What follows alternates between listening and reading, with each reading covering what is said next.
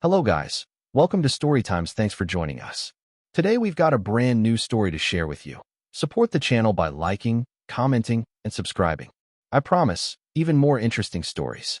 Also, let us know in the comments which city you're watching from. Now, let's start today's story.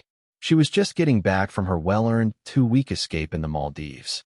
Judith adjusted the seat with a loud huff, like I'd been chauffeuring cattle. Then, just as we were turning onto the highway, she dropped it, smooth as a silk noose. Your credit card was just a lifesaver for my $70,000 dream vacation. Just like that. No build-up. I kept driving. Didn't flinch. Didn't even blink. My hands tightened on the steering wheel, knuckles widening.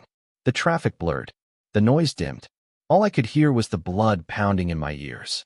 $70,000. I didn't say a word, because if I had, it would have come out in a roar.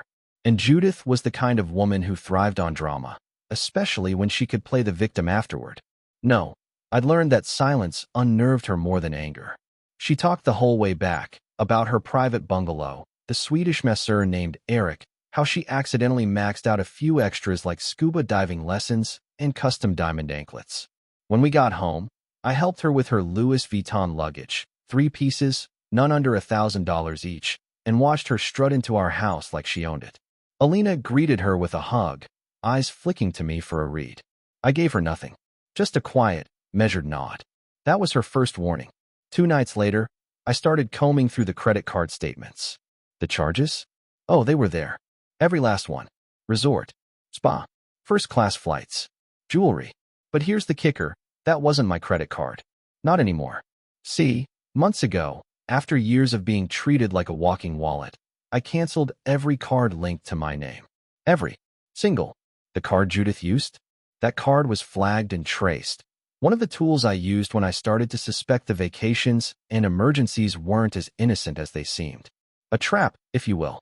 She'd been living it up on a piece of plastic that, legally, didn't belong to me anymore. And the moment she used it abroad, it pinged. I didn't stop it. No, I let it ride. Because sometimes, to expose a parasite, you have to let it feast a little first. Fast forward to the week after her return. My phone bust. Once. Twice. A dozen times. Judith. By the 35th call, I turned on call blocking. By the 60th, I turned off voicemail. By the 100th, I sat on the porch with a coffee, watching the sunrise, smiling like a man who just got handed the keys to the kingdom. The reason she was calling? The credit card she used? Yeah. The one I let her burn through like a pyromaniac with a gas can. Wasn't just invalid. You ever watch someone go from smug to scared in real time? It's a beautiful thing. Like watching a thunderstorm roll in on a sunny beach. Sudden, dark, and completely earned. Judith's 100 calls stopped just as suddenly as they'd started. It was like the panic reached a level where her ego couldn't mask it anymore. I imagined her staring at her phone, wondering why the man she thought was her walking ATM had suddenly grown a spine and ghosted her. 2 days passed. Silence. Then came the knock on the door. I opened it to find Alina standing there with a look that said, "We need to talk," but dressed like she thought charm might still win this round. She had that look she wore when trying to control a conversation before it even started. Heels a little too high, blouse a little too crisp, perfume turned up like it could erase consequences. "Why did you block my mom?" she asked. No hello. No hug. Straight to defense mode. I leaned against the doorframe, arms crossed. "She didn't tell you?" Alina frowned. "Tell me what?" "She used a credit card that wasn't hers," I said slowly, as if explaining it to a particularly dense kindergartner. "Racked up 70 grand in international charges. I figured that was worth at least a chat between you two." She paled.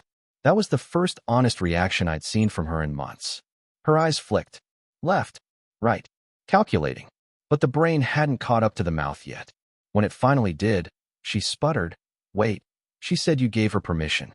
"Did I?" "I don't know." She snapped. "She said you were covering it. That it was a thank you for helping us out with the loan last year." "Ah, that loan. The one where I helped out with 10 grand to cover the tax lien on Judith's condo money that was supposed to come back within the month. Never saw a cent." "Funny," I said, because that card wasn't linked to any of our joint accounts. In fact, it wasn't even legally mine. Her brows pinched. "Then whose?" "It was set up through a legal trust. For insurance. Emergency tracking." I paused, letting that sink in. And now, it's in the hands of a fraud investigation team. They flagged it after the third transaction in the Maldives. Turns out the resort had suspicions. Her behavior apparently stood out. What kind of behavior? Trying to flirt her way into a free penthouse suite. Harassing staff. Attempting to pass off expired jewelry store vouchers as currency. I gave a slow smile. Oh, and she left a trail of receipts longer than a CVS tape. That's when Alina's phone buzzed. I knew it was Judith. Had to be. She's in trouble, isn't she? Alina asked quietly, her voice stripped of its edge. She's under investigation, I said. And since the card was technically issued under a limited liability protection clause, she's liable for every dime she spent. Alina stared at me like I'd turned into a different man. Maybe I had. Or maybe she was just now seeing the version of me who'd been paying attention all along. You set her up? She whispered. No, I said calmly. I gave her the rope. She tied the noose. She walked away that day without another word. Just silence. The kind of silence that says, I don't know how to fix this, but also I might still try to lie about it later. And sure enough, 2 nights later, she came crawling back, this time with a fresh narrative. A last-ditch story meant to gaslight me into guilt. She didn't mean to do it, Alina said. She just thought. She thought you'd be okay with it because you love me. Ah, there it was. Weaponized affection. I did love you, I said. But that was before I realized you and your mother have the same disease, entitlement without accountability. She stared at me like she'd been slapped. You're really going to let my mother be charged? Judith charged herself. All I did was stop covering her tracks. That night, I got a call from my attorney. Turns out Judith had the gall to try and dispute the charges. Claimed it was all a misunderstanding. Said the card was a gift. The bank didn't bite. The paper trail was pristine. Every transaction was logged. Every signature matched. Every surveillance frame timestamped. The kind of evidence that shuts mouths in courtrooms. And here's the real kicker. Her little stunt triggered an audit. IRS got curious. Turns out Judith hadn't filed on his taxes in, 5 years. That vacation? It was the least of her problems now. Funny thing about people like Judith, they build their lives on loopholes, but never think someone might turn that loop into a noose. Alina thought the worst was over. Judith was the one caught red-handed.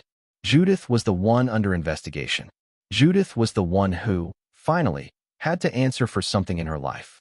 So Alina pivoted like she always did. Played the wounded daughter. Claimed she was stuck in the middle. Said all the right things at just the right pitch.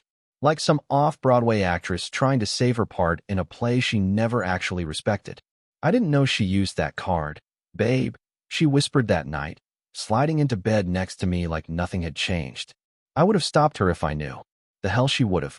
See, the thing about people who lie for sport is they start to think they're good at it. They forget you've got a memory too. That you remember exactly when things stopped adding up. And me? I wasn't angry anymore. That emotion had been replaced by something much sharper. Focus. While she was curling into me like a warm betrayal in silk pajamas, I was already 10 steps ahead. My mind had been running over time. Every weird transaction. Every white lie. Every business dinner. She suddenly had to attend over the past 2 years. It was all coming back. And so, I started digging. The next morning, after she left for work, I sat down at the kitchen table with my coffee and opened her laptop. Her password? Our anniversary date. Cute. And insultingly predictable. I didn't even have to dig deep. Inbox, hundreds of emails. Most were boring. Work, spam, department store discounts. But then I searched one keyword. Reservation. And just like that, Pandora's inbox opened wide. There they were. Dinners for 2. Hotel confirmations. Charges from high-end restaurants we'd never stepped foot in together. All under her name. All billed to a corporate card her company didn't even issue. Then I found it. A recurring name. Gavin. Short, smug emails that started professional and devolved into something else entirely. Thanks for last night. You looked incredible.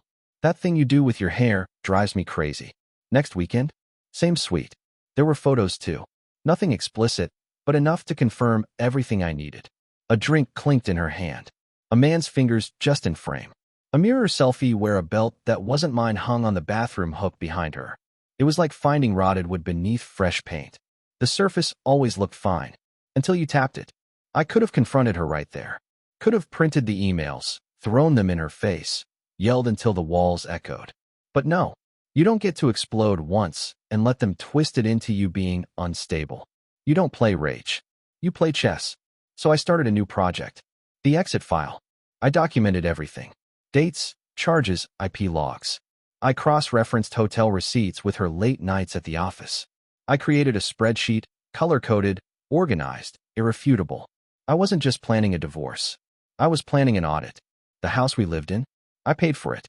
Mortgage, down payment, taxes, my name was the only one on the title. Her car? My signature on the loan. That business she ran with her friends? Half of the startup capital came from my account. I had no intention of walking away from this with my dignity only. I was walking away with the truth, the receipts, and the leverage. They bank on it. They expect screaming, crying, broken plates, maybe a desperate promise to work through it. But silence. Strategy? A quiet man suddenly acting like he holds the detonator? That's when they start to sweat. And Alina? She was about to feel the temperature rise. You know what cheaters fear more than anything? Control. Not the screaming. Not the sobbing. Not even getting caught. They expect chaos. They know how to manipulate it, ride the waves, twist the story, play the part of the misunderstood lover. But a man who smiles through betrayal? Who keeps eye contact and speaks with calm precision? That scares the hell out of them. So I set the stage. A week later, I told Alina I wanted to host a small dinner. Just the two of us and one of my potential business partners I'd been meaning to connect with for months. Her first reaction was suspicion. She tilted her head slightly, searching my face like a dog sniffing for a trap. But I was smooth, warm. The man she thought she still had wrapped around her perfectly manicured finger. She relaxed just enough. I think it's great, she said, touching my hand across the table. It's nice to see you getting back into things. Especially after all the stress with Mom. Stress. That's what she called a $70,000 theft and a pending fraud investigation. Stress. I nodded. Exactly.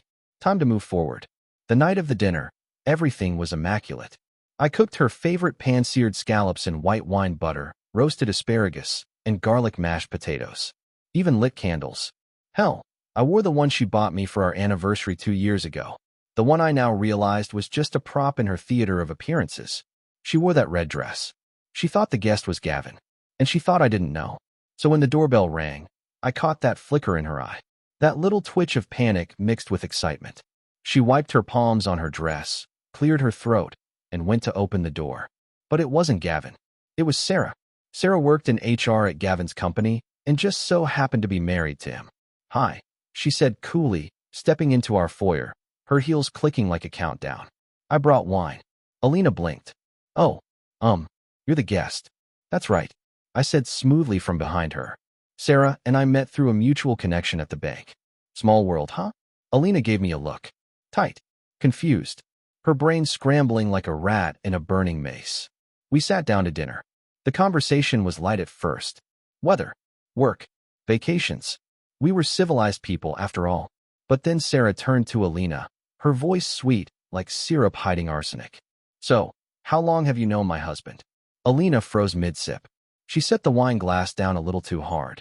I think we've met once or twice, she said, glancing at me like she was drowning. Sarah nodded, unfazed. Interesting. He talks about you a lot. Says you're very enthusiastic. Silence. I took a bite of asparagus. I'm sorry, Alina said, her voice trembling. I'm not sure what this is about. Oh, don't be modest, Sarah said, reaching into her purse. He sent me this by accident last week. Meant it for you, I guess. She slid a photo across the table. There it was. Alina in a hotel room mirror, Gavin behind her, shirtless, arms around her waist. The timestamp dead center at the bottom corner. Alina's face turned the color of curdled milk. I sipped my wine. Looks like quite the business meeting. You set me up, Alina whispered. No, I said evenly. You set yourself up. I just sent the invitations. Sarah stood. I think that's all I needed. She turned to me. Thanks for dinner. I'll be in touch. Of course, I said, walking her to the door. When I returned, Alina was still sitting there, jaw slack, her hands trembling. I can explain as she began. I held up a hand. Calm. Still calm. Don't bother. I'm past explanations. She blinked, eyes glistening. So what now? Now. I smiled coldly. Now the fun begins. See, most guys walk into marriage like it's a promise. I walked in like it was a contract. Maybe I knew something even then. Maybe it was instinct. Maybe it was just growing up watching men get devoured by women with veneers for smiles and appetites sharpened on entitlement. Either way, I'd built safety nets into everything. And Alina? She never saw them. After that dinner, the air in the house turned glacial. She walked around like a ghost, still trying to wrap her head around the fact that the script had flipped, that she was the one in the dark now. And me? I was playing a role she didn't recognize. Cold, composed, calculated. I wasn't the betrayed husband. I was the executor of consequence. Let's backtrack for a second. When we got married, I insisted on keeping the house in my name only. Credit purposes, I told her. She pouted at the time, but I sweetened it with talk of a future beach house in both our names. A decoy. Classic magicians move misdirection. Same thing with the vehicles. Hers was leased under a corporate account I owned before we met. Part of a side business she didn't know still existed. The only thing in her name was a Target credit card and the occasional Nordstrom account she never paid on time. But the real gem? The LLC. About a year into the marriage, when I noticed her taking more solo retreats and fewer genuine interests in anything outside of brunch and boutique yoga, I formed an LLC in my own name. Quietly. Then moved several key assets into it. Stocks, savings, even our emergency fund, rebranded as operational capital. I had a lawyer I trusted draft it all airtight. The kicker? Alina had signed off on half of it during a date night, disguised as estate planning paperwork. I handed her a stack of documents over dinner at her favorite sushi place, told her it was just a way to streamline our wills.